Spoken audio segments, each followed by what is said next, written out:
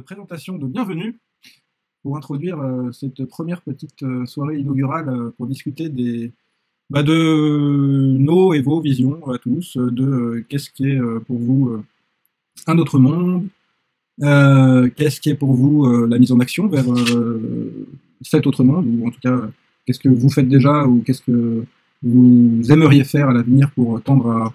à voilà, changer de paradigme, chacun à son niveau, que ça soit local, que ça soit seul ou avec des projets plus collectifs. Voilà, le but c'est vraiment ce soir là d'introduire un petit peu cette dynamique qui me semble est partagée par beaucoup à vouloir voilà, passer à une autre étape de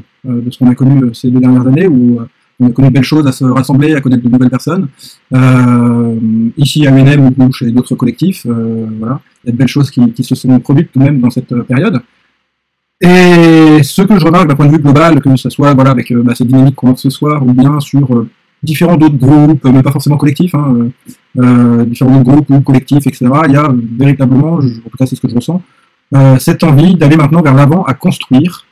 quelque chose, en tout cas que l'on souhaite, et on va dire une petite diminution de l'énergie mise à l'unité sur ce que on ne veut plus. Alors, dans la période qu'on vit, il y a un autre point positif, c'est que beaucoup de gens s'éveillent, on va dire, dans ces derniers temps, à ce dont la plupart d'entre nous ont ouvert les yeux depuis plus longtemps. Donc, ces gens-là passeront peut-être par différentes périodes pour réaliser ce qui se passe et dans quel monde on vit. Moi, en tout cas, là où j'en suis par rapport à tout ça, c'est que voilà, j'ai observé le monde dans lequel on vit, la façon dont c'est gouverné et l'explication, en tout cas, que je comprends personnellement de cette impression que j'avais depuis très longtemps de ce monde qui marche à l'envers. Et maintenant voilà, que je le sais, que j'en ai pris conscience, que je sais que tout ça existe, et en parallèle de ça, avec voilà, une dimension plus spirituelle, on va dire, qui s'est ouverte à moi, de comprendre que il est plus constructif de mettre son énergie sur ce que l'on souhaite, sans nier ce que l'on ne souhaite plus. Et voilà, donc vous l'aurez compris, en tout cas c'est moi ma démarche de maintenant essayer de poser les pierres et les fondations du monde que l'on souhaite construire pour soi et pour nos enfants de façon générale, qu'on va qualifier donc chez nous de un autre monde, même si j'aime bien ce terme d'un point de vue global, même en dehors de nous-mêmes. Voilà, alors Dora nous a rejoint. Je regarde s'il y a d'autres personnes. Bon, alors bienvenue Dora. Voilà, alors ce que je vous propose, le but, hein, c'est pas que je monopolise la parole et que je suis en mode conférence parce que je suis pas du tout à l'aise avec ça. Par contre, ce à quoi je veux bien vous introduire ce sujet, c'est un peu la genèse sans être trop dans la précision de ce qui me trotte dans la tête, comme un espèce de nuage d'idées assez flou au-dessus de la tête qui m'invite à voir ce qu'il serait possible de faire, ou en tout cas à quoi pourrait ressembler un autre monde. Voilà. Donc, du coup, est-ce que ça marche ? On en arrive effectivement à cette discussion à savoir quelle est notre vision d'un autre monde, quels sont même voilà, nos rêves et sans limite où on souhaite emmener à notre échelle notre vie et le monde qu'on construit autour de nous, et de savoir que effectivement c'est bien beau d'avoir des visions, c'est bien beau d'avoir des rêves et des choses dans la tête, mais on a besoin de matérialiser tout ça dans la matière, et que pour cela on a besoin de l'action. Donc une vision sans action n'est qu'un rêve, l'action sans la vision ne mène nulle part, et une vision accompagnée de l'action peut changer le monde. Et bien ça tombe bien, puisque c'est ce que je pense beaucoup de nous aspirons à œuvrer. Donc pour moi, ma définition, depuis même presque 3 ans, et même avant mon réveil à tout ça, et mon éveil spirituel, où j'entamais un projet de développement personnel, j'en étais arrivé à vouloir construire quelque chose, ou en tout cas un projet, quelque chose qui a de l'impact, parce que j'ai toujours tendance à vouloir à penser peut-être un peu trop gros, mais je suis comme ça. Donc voilà, j'imaginais que pour moi, voilà, c'était un monde où l'épanouissement de chacun est la norme et non plus une exception, et c'est ça qui était un driver pour moi, un leitmotiv pour tenter d'œuvrer à aller dans cette direction. Pour ça, depuis plus récemment, du coup, alors là j'ai mis, bon, c'est marqué liquidation.org, hein, parce que c'est à la base, c'est ce sur quoi j'essaie de travailler, moi, et c'est le nom de code que je vais donner, mais j'aimerais qu'on oublie l'histoire de liquidation, et qu'on se concentre plus sur, la mission et son message. Une mission qui est axée, du coup, pour moi, et c'est ce que je disais tout à l'heure, qui a peut-être débuté, du coup, depuis ces 2 dernières années de façon plus globale, qui a créé une véritable nouvelle cohésion d'êtres humains,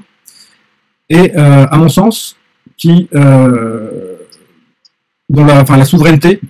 est une clé pour pouvoir arriver à changer le paradoxe qu'on a aujourd'hui, où la souveraineté est déléguée à autrui, à nos gouvernements, à tous les niveaux des strates. Depuis très longtemps, on nous dit qu'il ne peut y avoir qu'un seul souverain et qu'il peut y avoir une souveraineté déléguée par l'intérieur d'une démocratie qui, in fine, je ne vais pas refaire le topo, mais un peu biaisé, voilà. Alors quand je parle ici dans cette mission de souveraineté, de promouvoir et de soutenir la souveraineté de chacun, je parle véritablement de la souveraineté d'être, qui se rapprocherait de la souveraineté divine, qui est véritablement cette essence, où si je prenais la langue d'oiseau pour se rappeler que la souveraineté, c'est être sous et aller vers l'être que nous sommes véritablement. Et le but de cette mission est bien entendu de pouvoir créer un monde qui pour moi serait harmonieux, avec de l'équilibre et de la bienveillance. Pour garder des mots plus, on va dire,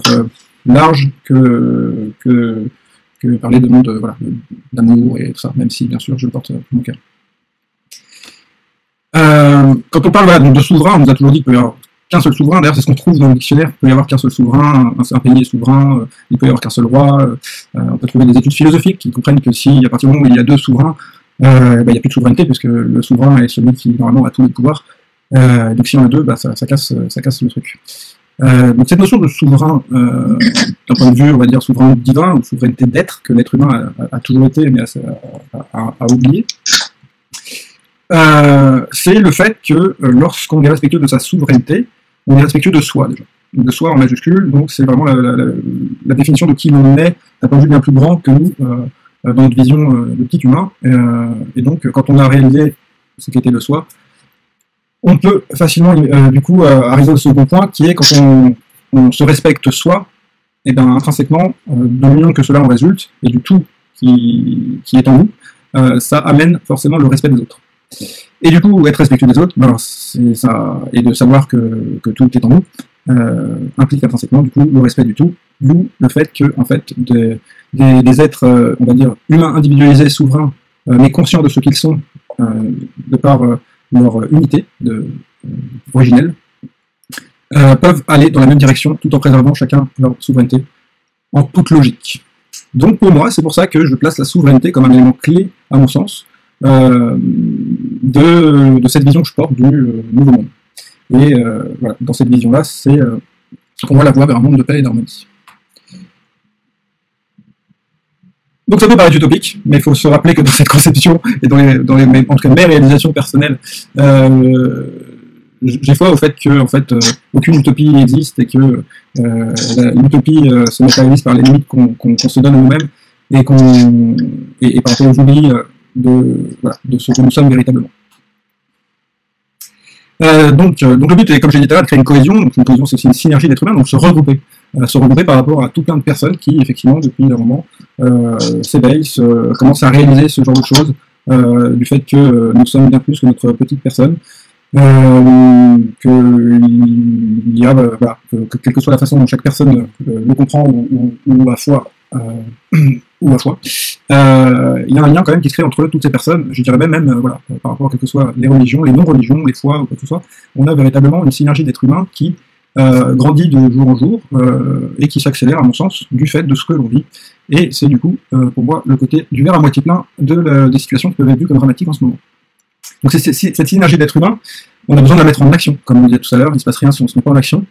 Et ma vision de ce qui serait bien, c'est que tous ces êtres aujourd'hui qui s'éveillent, ce serait de pouvoir effectivement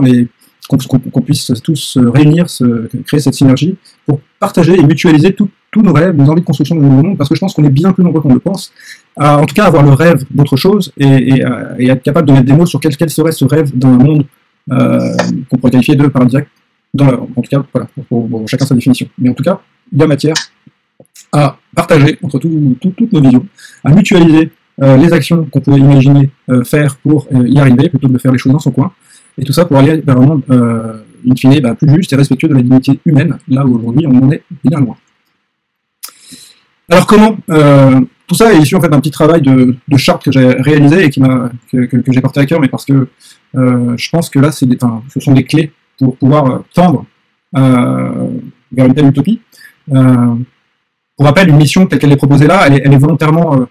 on va dire, ambitieuse, parce qu'une mission en tant que telle que je la conçois, n'est pas faite pour être atteinte, elle est faite pour donner une direction et savoir toujours se poser la question, est-ce qu'on est en accord avec sa mission, est-ce que telle ou telle action est en accord avec la mission initiale, et donc pour garder le cap.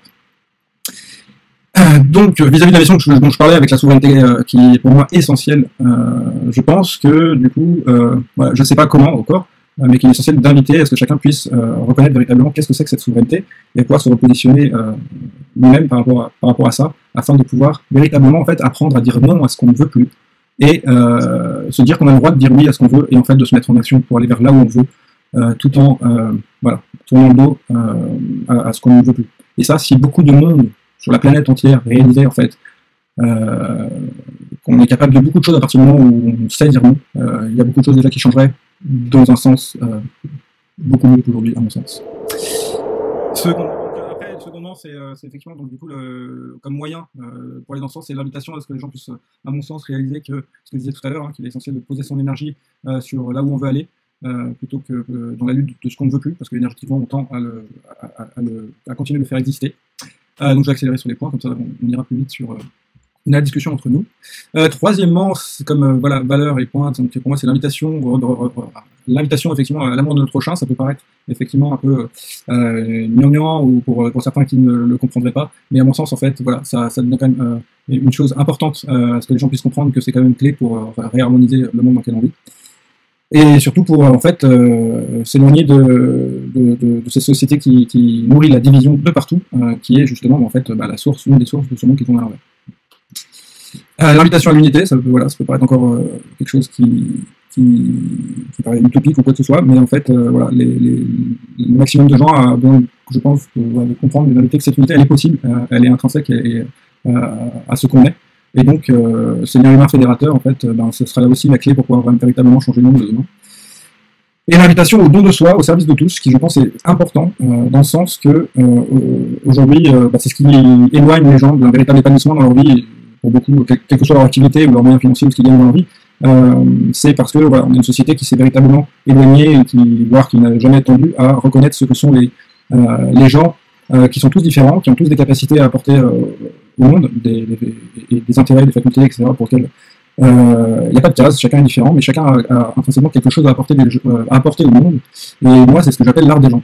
pour jouer sur l'argent. C'est véritablement introduire, se poser la question, comment introduire un monde dans lequel les gens pourraient comprendre que exercer l'art des gens, c'est beaucoup plus important que l'argent. Bonjour. Voilà, donc l'invitation à ça, c'est effectivement de se changer soi-même et d'être capable déjà de comprendre et de débloquer tous ces points-là dans sa propre vie, ce qui est déjà pas facile. Mais le changement du monde passe effectivement par le changement de soi et de chacun de nous de tout d'abord.